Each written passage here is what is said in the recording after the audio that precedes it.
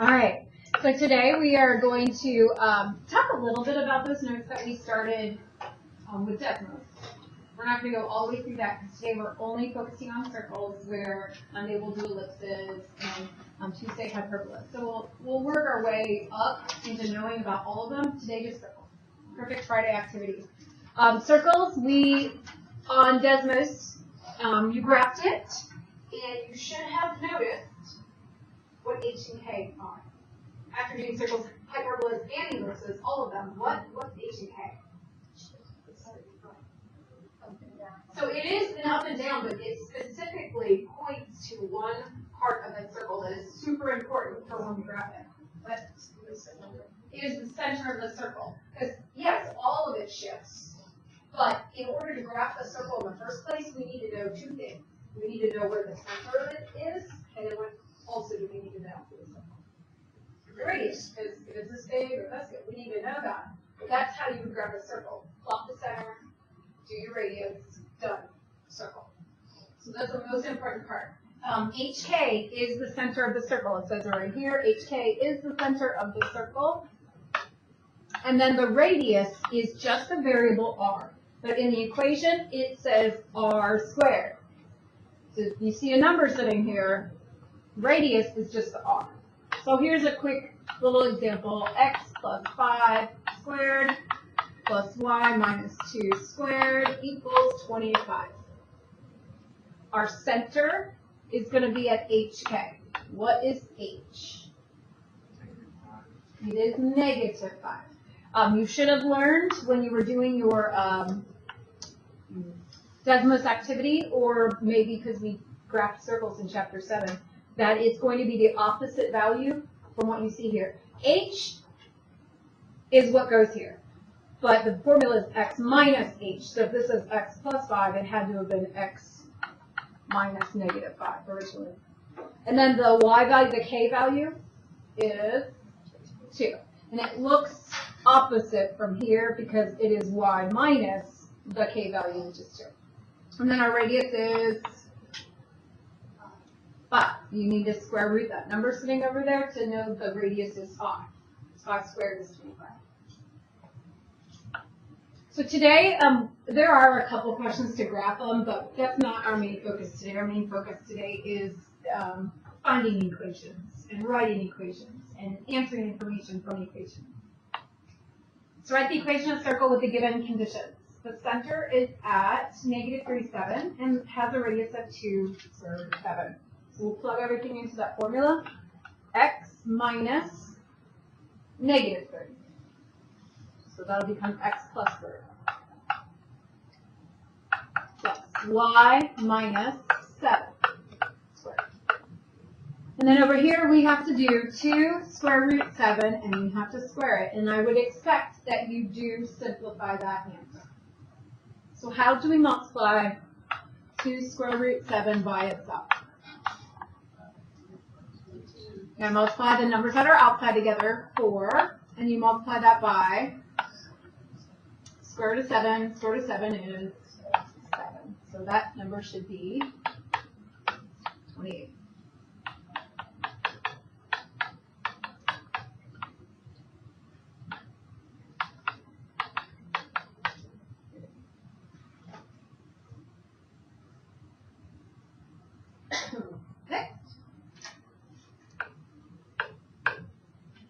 The endpoints of the diameter are at 4, 5, and negative 6, negative 1. Endpoints of the diameter are at 4, 5, and negative 6, negative 1. To write the equation, we need HKR. Am I given any of that information right now? So I gotta be able to find it. So you should be picturing a circle. And you don't necessarily need to draw it, but I'm drawing it. You're picturing a circle. How do I find the center? You're going to use, okay, so that's for finding the radius. How do I find the point in the middle? Is we're going to use our midpoint formula that we reviewed last class. So midpoint formula is going to give us our middle point.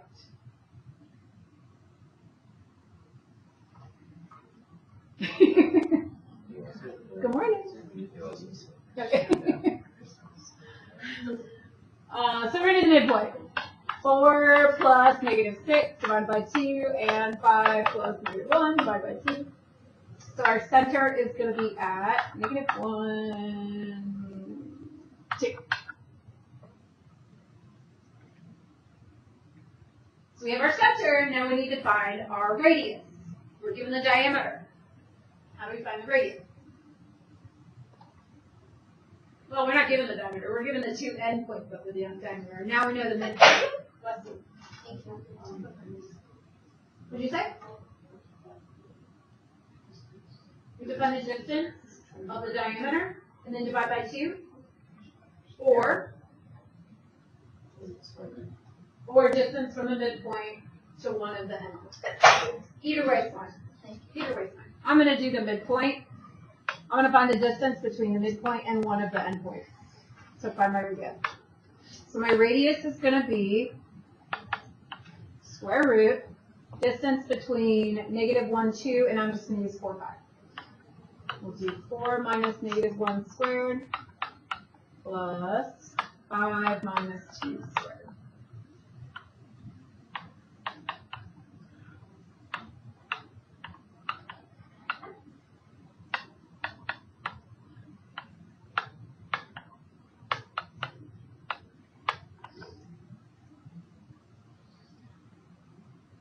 So the length of the radius is square root 34. Once you have your center and you have your radius, you just plug it into the formula.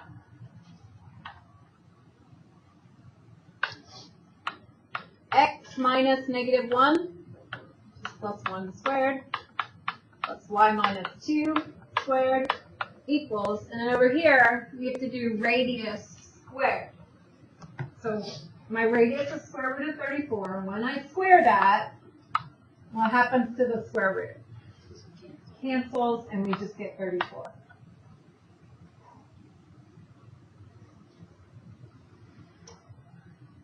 So you're going to have to really think about how we can find the center and how we can find the radius for some of these. If it helps you to draw a picture, like I drew that diameter, then draw a picture. The next one, I actually put a graph, it's a little bit higher up, but I put a graph there to help us figure this out. And I made a typo. So the formula for the line that's up there that's given, it should be a -7 over here. Otherwise, we're going to have a fun time with this one. So this says that this circle has a center at 33. And it is, and the line 2x minus y equals -7 is, bless you, tangent to the circle. So now we have to think about the definition of tangent and how we're going to use that to figure out what our radius is. Because we know the center, we just need to know the radius. So to help me figure this out, I'm going to start by graphing the line. And we did graph in chapter 1 and chapter 7, which are our first 2 chapters. Let's review that. It is currently in standard form. You can switch the form, but I'm just going to review it in standard form, just in case this was a horrible equation to switch around. So when it's in standard form, what's the fastest way of graphing? Who remembers how we graphed when it was in this form? Back in chapter 1 and 7 when we did all those linear programming questions. What'd you say?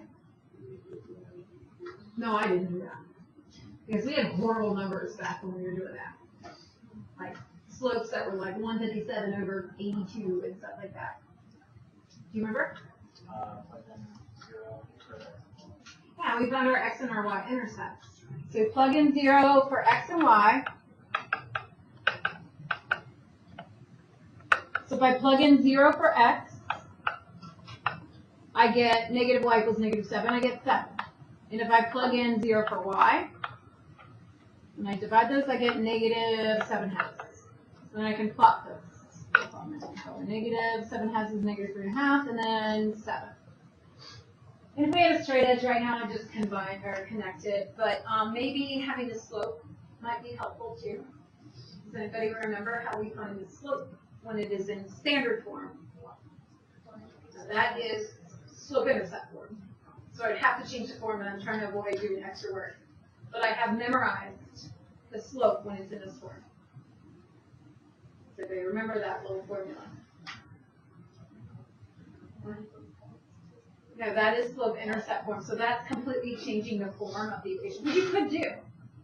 But again, I'm just going to. That's the slope formula by two ordered pairs. But you could do the slope formula with those, but that's too much work. The slope formula, when it's in standard, is just negative a over b. We do negative 2 over negative 1, 2. See, all those other suggestions were going to take me a lot longer. Instead of knowing, it's just opposite of 2 over negative 1. That's the slope formula when it's in standard form. So since my slope is 2, I could use that slope and find some more ordered pairs. It's totally, like, not necessary. I'm just reviewing this so that we can retain some information. I feel like some of you might be taking a college placement test in the future. So having some of that information reviewed might be helpful. They just place you in what math course you should start out in. Some of you that won't matter too much, but some of you it might be important to get into a certain course. Okay, now we need to find the circle that is tangent to that line, passes through 3, 3. We got to find its radius. So I'm pretty sure a lot of you remember the definition of a line that is tangent to the circle. Do you know the definition? Okay, that's what I thought. Well, I thought maybe you might know, but who knows what makes it tangent? You remember? Isn't it if it's just next to it, like not like it does intersect it. It intersects it at one point. So a tangent would look like, we have a circle, the tangent line would go through 1 point only, where a secant goes through 2 points. So that's a tangent, that's a secant line. But we're just going to talk about the tangent line that specifically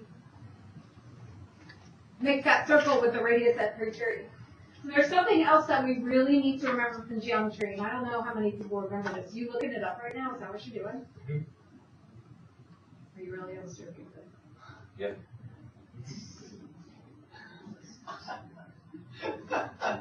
Stop staring me down. Okay.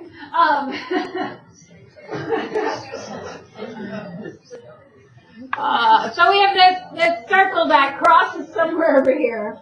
We've got this radius somewhere towards that circle. There's something specific about that radius and that line that we need to remember. This is why I'm reviewing this. There's something specific about that radius and that line. They are perpendicular. That's what I'm looking for. So in order to find the radius, I need to know the perpendicular slope of the red line. In order to find the radius, I need to know the perpendicular slope. So the perpendicular slope, how did we do that in chapter 1? It's what? I think you just said reciprocal. It's the opposite reciprocal. I couldn't hear if you said above. It's the opposite reciprocal.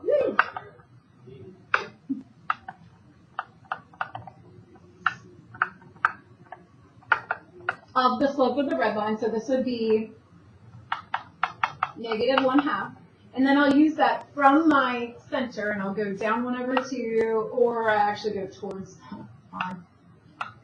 And it just happens to fall right exactly on the nice point. Yay, because otherwise it'd be really hard. So it falls right on a nice point. So that means that my circle, that's the point, that is the point of tangency. And now I can find my radius. So I need to find the radius. What's wrong? So the point of tangency and the center of the circle, I need to find how long the radius is. How can we do that?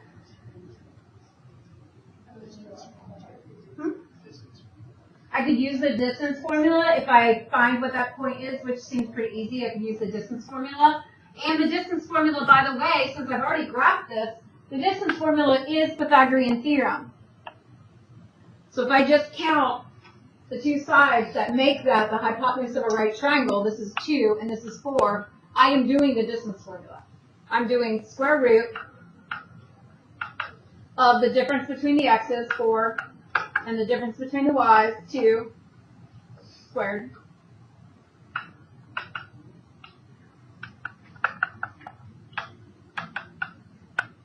So my radius is square root of 20. We go to write our equation. We have x minus 3 squared plus y minus 3 squared equals what?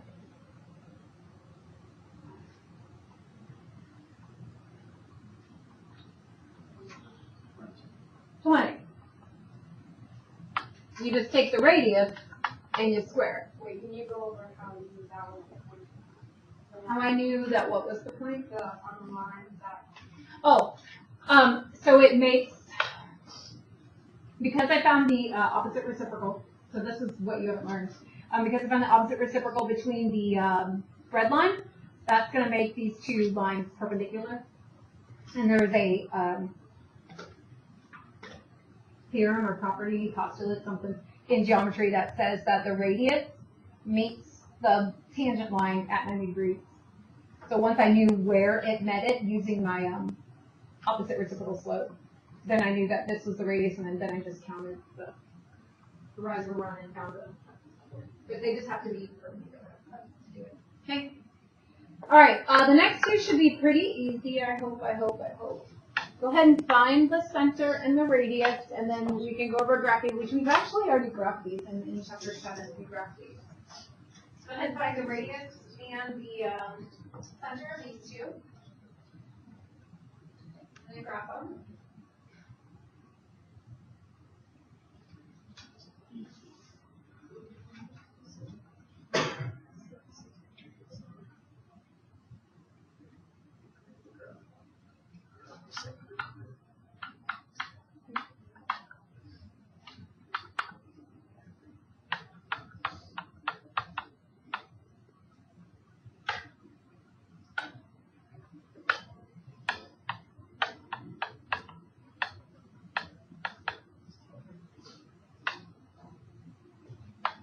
So the first one, the center is at negative 1, 3. What is our radius? 2 is the correct answer. It is not 4, because the formula says this is radius squared. So 2 is the correct answer. From that center point, we're going to go 2 out in every direction. Then you're going to do your best to make it rounded and look like a circle. I try to envision it sitting in a square. There's a square here. This is how I do it. And then from there, I kind of round each corner.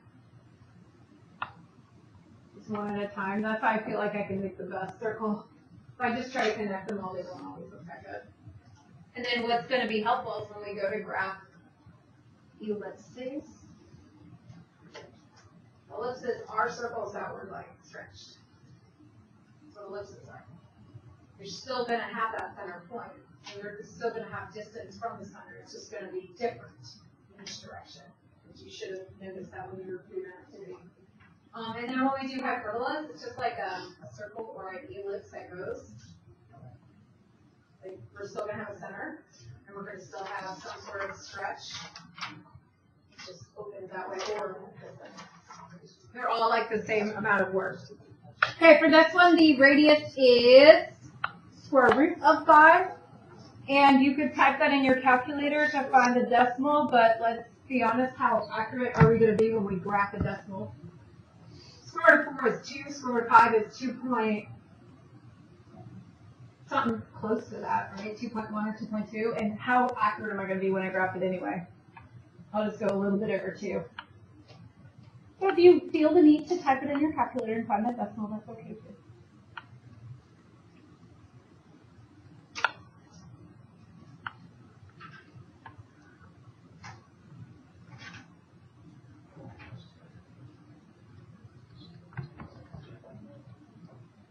All right, last little bit. Back in chapter 7, when we were solving systems, there was one point where I gave you like 3 ordered pairs and I said they were part of a circle. And then you had to plug them into the equation 3 different times, and there was like a d x squared and ef, and I don't know. I don't remember what the formulas were. Do you remember? There was like a d and an e and an f. I don't remember that anymore now. Like x squared plus y squared plus an ex plus an ey plus an f equals 0. So that's this form. Well, we're going to take this one, we're going to put it back into the form that we could find the center and the radius quickly and graph it quickly. Because this form is too hard to like pull out information from. So what I'm going to do is I'm going to use complete the square to make those perfect squares, to make those y minus k squared, or the x minus b squared. Use complete the square. So my first step for complete the square is going to remain the same. Take that 11, get it over to the other side. And while I'm doing that, I'm going to leave some spaces. I'm also going to rearrange some of these terms. So my next step is going to look like x squared minus 14x. See how I moved the x's together? And then I'm going to have to complete the square with the x's. Plus y squared plus 4y. And then I'm going to have to complete the square with the y's. Equals negative 11. And then if I add stuff to one side, I have to add it to the other.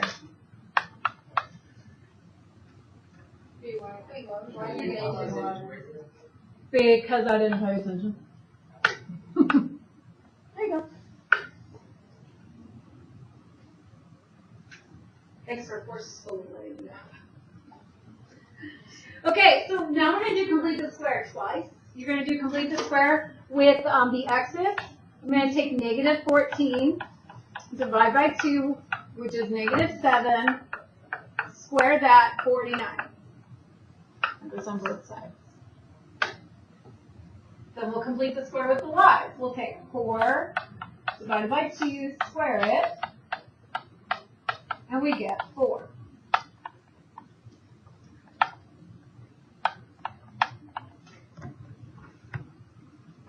Then we'll factor, and we should have 2 perfect square trinomials here, so they should factor. How do I know if this first parenthesis has a plus 7 or a minus 7? It's what it was before I squared it. Or you could just look up there and say it's going to be minus, yeah. Plus y plus 2 squared equals 64. That looks a lot easier to find our center and radius now. What's our center? And then our radius is 8. So to complete the square is the stuff that we're doing, but you don't have to actually do the solving part now. So same thing. What should I do first? Reorder it, move the 27 over, leave some boxes in there, some squares.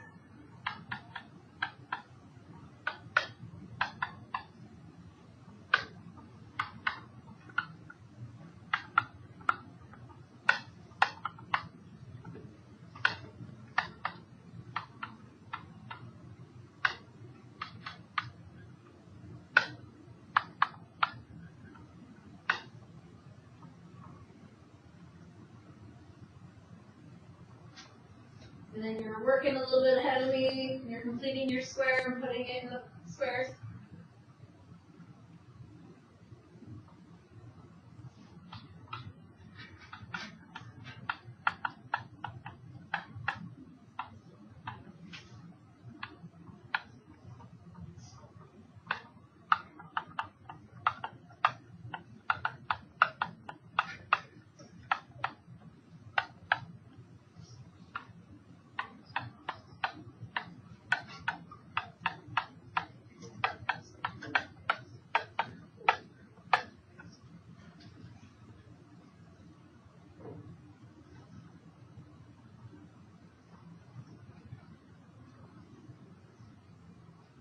You didn't find a radius of that. Or your square. You have this. Don't you have this here? So my center, I have positive 6, positive 4, and then I have my radius of 5.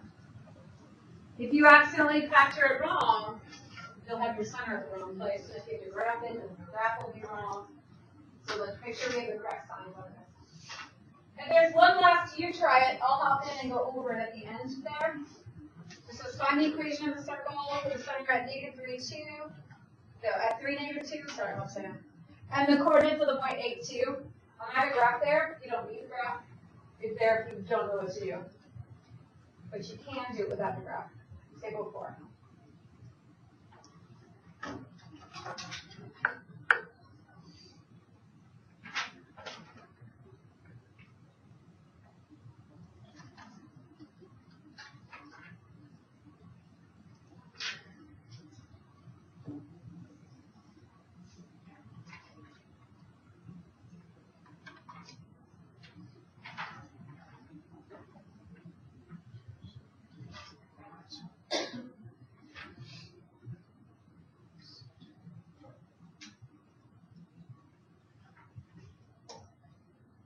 So the graph's there, just in case you're unsure what to do.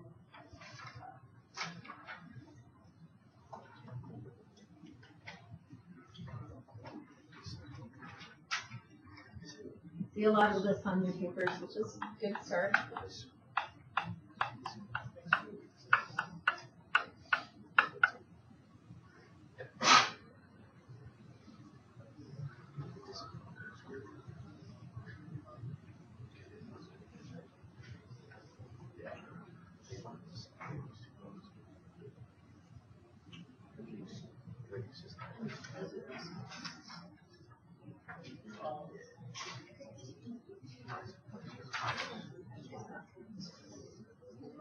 This is on the center. That's the center, so that one is yeah, it contains the point 82. So the circle itself is the part all the way around the center. The center is not actually part of the circle. So 82 is on the circle somewhere. So if you have 3, -2, and you have 8, 2, and that's on the circle somewhere, this has to be the radius. So how are you finding that distance? This is formula. Or if you did it on the graph, you could count up and over and use the Pythagorean theorem. But that has to be the radius. My graph's terrible, so. But we'll do the distance formula between the 2 points. We'll take 3 minus 8 squared plus -2 minus 2 squared, square root of 5 squared.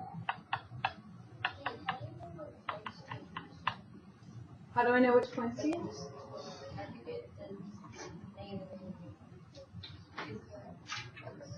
I did x minus x. You subtracted them. And it doesn't matter which one comes first because we square them. So even if they're negative or positive, they still turn positive. And we get square root of 41. So I got my radius. What do I put in the equation? I put 41 in the equation. Hey, there's one last thing that people were asking about. It's not like a huge thing, but a lot of people were asking in my other classes about if you had something like this.